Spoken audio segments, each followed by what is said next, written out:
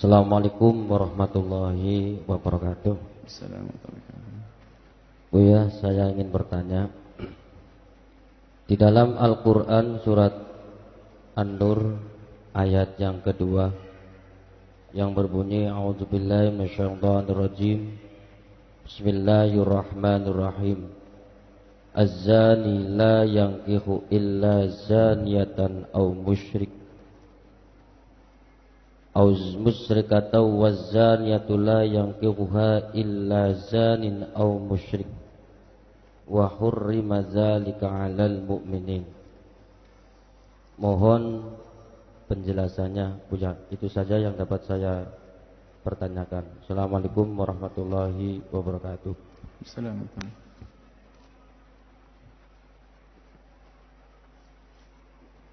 Bismillahirrahmanirrahim. Pertanyaan tentang ayat Al-Quran surat An-Nur. Surat An-Nur itu salah satu ayat yang hendaknya diajarkan untuk keluarga, khususnya wanita kita. Termasuk ajaran dari Nabi, ajarkan untuk istri-istrimu, wanita-wanitamu surat An-Nur. Karena di dalam surat An-Nur itu untuk menjaga kemuliaan keluarga. Surat An-Nur. Tadi surat An-Nur ayat 2 ya, ayat 2. Az-zani la yankihu illa zaniyatan aw musyrikatan waz-zaniyatu la yankihu illa zanin aw musyrikin.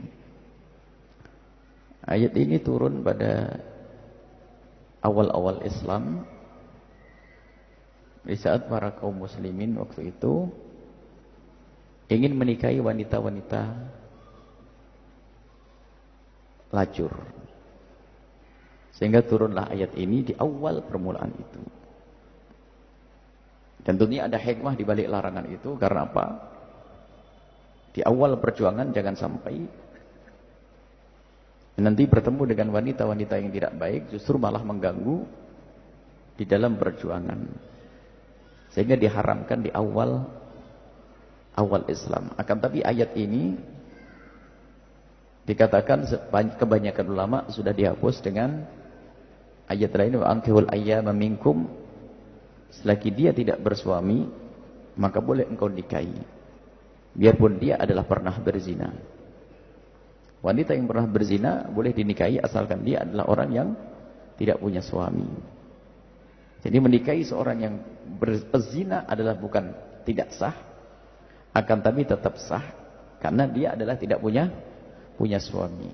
Cuma dalam sisi tarbiyah lain, ini hanya bicara tentang keabsahan. Dan bagi yang mengatakan bahwasanya ini nasih mansuh, selesai. Ini ayat yang dulu dihapus, selesai. Jadi boleh kita menikah, boleh seorang laki-laki menikah dengan seorang wanita yang dia adalah bekas pezina. Sah. Tetapi dalam tarbiyah, orang baik-baik adalah hanya untuk orang baik-baik. Orang jelek hanya untuk orang yang jelek. Sebagian yang mengatakan ayat ini belum dihapus, ada digabungkan dengan ayat yang lain, maka umumnya pezina, bunyinya jadi begitu. Umumnya orang yang pernah berzina itu kalau menikah itu ya gampangnya ya kepada orang yang pernah berzina. Sebab pandangannya sudah bukan pandangan yang kemuliaan bagaimana bebas syahwat, melampiaskan syahwatnya, kecuali yang sudah ada ketobatan di dalam hatinya. Sebab at-ta'ibu minadz-dzambi kaman la dzamballah. Kita tidak berbicara tentang orang yang tobat. Pezina yang tobat tentu yang diinginkan adalah laki-laki saleh. Laki-laki yang pernah berzina tobat tentu yang diinginkan wanita salehah. Tapi kalau seorang yang pezina yang belum ada tobat, laki-laki zina, makanya gabungnya dengan perempuan nikahnya dengan zina. Saya pikirannya apa? Mungkin sewaktu-waktu kalau saya bosan dengan kamu, saya dengan orang, kamu dengan orang lain. Dan ini muncul di satu kampung, ternyata istrinya itu kalau didatangi suami orang lain itu diam saja.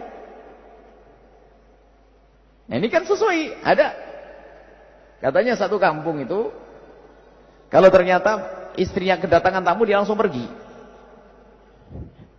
Bahkan akan didatangi, siapa yang datangi, istrinya juga didatangi. Kayak tuker-tukeran begitu, na'udzubillah. Kita menemukan ada satu berita semacam itu, sampai kita diminta untuk pergi ke sana.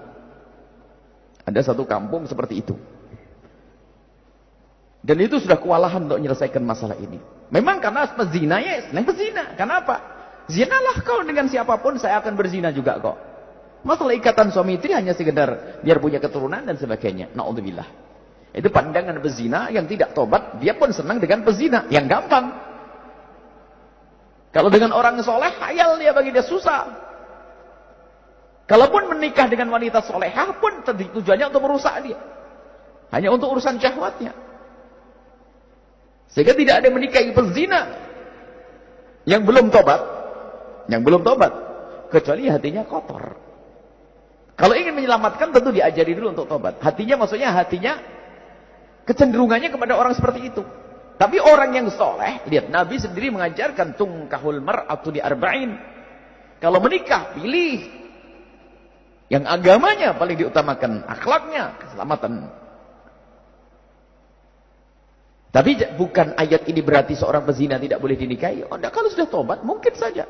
Dan mungkin wanita-wanita tobat banyak. Banyak pezina yang tobat lebih soleh daripada orang yang lainnya. Dan Allah Maha Pengampun. Allah Maha Pengampun. Baik, itu adalah keterangannya bahwasanya ayat itu sudah dihapus. Ayat itu sudah dihapus oleh ayat ini. Wa'akhul ayyama minkum. Hendaknya kau nikahi wanita-wanita yang tidak bersuami. Kecuali masalah musyrikah. Kalau musyrikah, seorang perempuan musyrikah tidak boleh nikahi oleh seorang muslim. Karena ayat yang lain juga.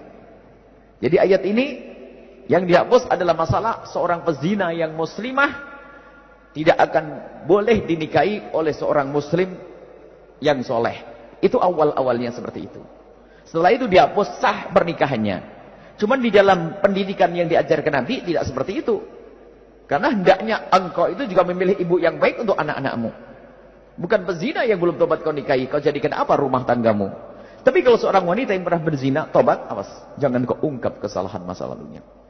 Sebab ada orang terjerumus dalam zina karena pergaulan.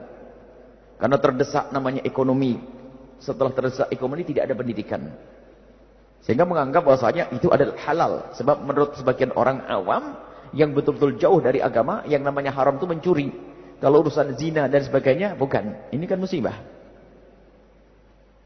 Ini musibah. Nah kalau orang seperti itu, setelah sadar dia tobat, Allah akan ampuni itu semuanya. Karena dia belum mengerti.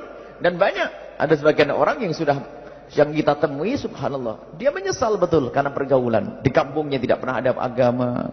Bahkan waktu dulu orang tuanya pun membiarkan di saat berurusan dengan seperti itu. Sampai saya terbiasa dengan perzinaan. Sampai melacur bertahun-tahun. Setelah sadar menjadi paling benci dengan perzinaan. Allah Maha Pengampun. Allah memuliakan orang semacam itu. Setelah tobat, at-taibu nadami kama nadzamba, orang yang bertobat dari dosa seperti orang yang tidak pernah punya dosa, berarti terhapus gelar zinanya tadi.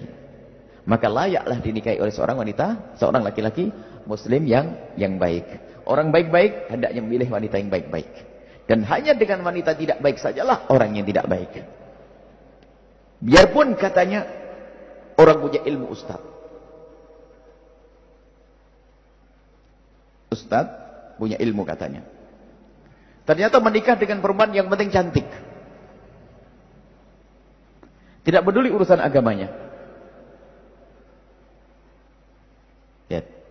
Langsung gelar keustatannya ini sudah runtuh. Karena apa? Tidak ikut Nabi. Milih itu yang benar dong. Bukan yang sekedar urusan wajah. Tapi lihat. Lah, kenapa kok sampai yang namanya ustaz yang ilmu kok jatuh bilang jelek? Berarti dia adalah sudah tidak baik lagi. Kalau betul-betul baik nggak akan mengambil yang tidak benar agamanya, nggak mungkin. Karena apa? Dia berpikir tentang masa depan anak, keturunan dan seterusnya. Dan juga bagaimana mendidik Nabi, keluarga dan seterusnya. Tapi kalau yang menikah dengan orang tobat banyak. Pada zaman-zaman orang soleh, ternyata orang tobat ini lebih didahulukan. Karena untuk menyempurnakan tobatnya. Mungkin orang itu pernah kepleset pada suatu ketika dulu. Tapi terbaca dari wajahnya wajah tobat. Menyesal. Tutup aibnya. Selamatkan orang itu. Mungkin kebaikan. Sebuah kemuliaan. Baik itu. Wallahu a'lam bishawab. Assalamualaikum warahmatullahi wabarakatuh. Assalamualaikum. Allahumma sholli ala sayyidina Muhammad wa ala ali sayyidina Muhammad. Mau tanya Bu ya, kalau ada dua orang yang saling bersahabat, tapi tingkatan ibadah mereka berbeda-beda. Yang si A ibadahnya kuat, amal baiknya banyak, dan si B amal baiknya sedikit, dosanya yang banyak. Yang saya tanyakan, bagaimana dua sahabat tersebut, apakah di akhirat kelak bisa bertemu? Gimana? Dua sahabat tersebut, apakah di akhirat kelak bisa bertemu? Bisa bertemu? Iya, soalnya yang si A pahalanya kan amal ibadahnya lebih banyak, dosanya sedikit. Kalau yang si B, dia merasa dosanya banyak dan amal ibadahnya sedikit. Apakah dua sahabat tersebut kelak di akhirat bisa bertemu lagi? Baik, terima kasih. Wassalamualaikum warahmatullahi wabarakatuh. Assalamualaikum warahmatullahi wabarakatuh. Orang yang kebaikannya sedikit, dosanya banyak, bergaul dengan orang yang kebaikannya banyak, dosanya sedikit mungkin. Kenapa tidak? Orang jahat dengan orang baik pun bisa bersahabat. Tapi yang perlu diluruskan adalah niat di dalam hatimu. Hai orang yang sudah baik, apa yang ada di dalam hatimu di saat bergaul dengan orang yang tidak baik? Jika pergaulanmu dengannya adalah untuk membawanya pada kemuliaan, engkau selamat. Tapi kalau hanya bergaul-bergaul saja, engkau akan ke bawah. Kalau hanya urusan makan bersama, atau hanya karena urusan ikut-ikutan arisan, atau macam ke bawah itu. Nggak punya misi. Jadi duduk dengan orang tidak baik, tidak boleh. Kecuali ada misi kita menyelamatkan dia. Maka baru saya akan bergaul dengan dia karena saya punya tujuan. Kalau anda bergaul dengan orang yang di bawah anda dari kebaikannya, maksiatnya lebih banyak dari anda secara lahir, maka harus ditata hati. Saya bergaul dengan dia karena untuk menyelamatkan dia. Kalau tidak, kita akan ke bawah. Dan alangkah banyaknya orang bergaul dengan orang jelek, jadi jelek. Tapi kalau kita punya prinsip, punya misi dakwah. Begitu sebaliknya, kalau kita orang tidak baik, memang sebaiknya banyak bergaul dengan orang baik. Tapi punya tujuan. Ingin meniru kebaikannya, ingin belajar. Nah kalau niatnya benar, bahkan kalau seandainya anda orang yang selama ini punya kebaikan banyak, ilmu banyak, jangan khawatir bergaul dengan orang yang tidak baik asalkan prinsipmu benar. Biarpun orang yang tidak baik tadi niatnya tetap tidak baik. Untuk apa? Untuk melaksanakan tugas dakwah kita. Gak mungkin kita harus bergaul dengan orang baik-baik saja. Tapi mungkin kita bergaul dengan orang macam-macam untuk membawa mereka kepada kebaikan. Tidak perlu kita astagfirullahaladzim, saya tidak boleh bergaul dengan orang itu. Kenapa dia begini? Loh, terus siapa yang ngajak dia nanti? Bergaullah dengan mereka dengan prinsip. Aku tidak boleh terganggu. Aku tidak boleh kebawa oleh pergaulannya. Tidak boleh kebawa oleh kerusakannya. Kita harus mempengaruhi. Yang tidak bisa mempengaruhi itu problem. Berarti lemah. Kalau lemah jangan sok jadi pejuang. Kau akan digiles. Kalau lemah bergaul dengan orang baik. Jangan bergaul dengan orang yang tidak baik. Ada orang yang ngentengin, yang penting saya akan menjaga diri. Oh enggak, namanya kepleset. Kepleset itu adalah di saat orang tidak sengaja jatuh. Karena tidak hati-hati, sudah tahu jalannya licin, jalannya ngebut, pleset. Itu kepleset. Maka orang banyak kepleset karena ngentengin. Menikah dengan perempuan asal, kayak tadi kita sambungkan dengan pertanyaan sebelumnya. Yang penting kan saya bisa didik, saya kan ustadz. Jangan sombong Ustaz. Istri mulai hamil ngerengek saja dah nggak bisa menegur saja. Istri ngerengek, ada apalagi kandungannya dari dia. Mau marah ada sambungan, mau negur nggak bisa. Begitu sebaliknya. Seorang istri, saya hebat, saya akan bentuk suami saya akan rubah suami saya. Dibentak begitu, pentelengin begitu sudah nggak bisa ngapa-ngapain. Makanya jangan ngentengin sudah. Dalam pergaulan harus hati-hati kita. Kalau Anda tidak kuat, jangan Anda masuk ke wilayah tersebut. Karena Anda akan ke bawah. Tapi kalau Anda kuat, punya prinsip, Anda bergaul dengan siapa saja.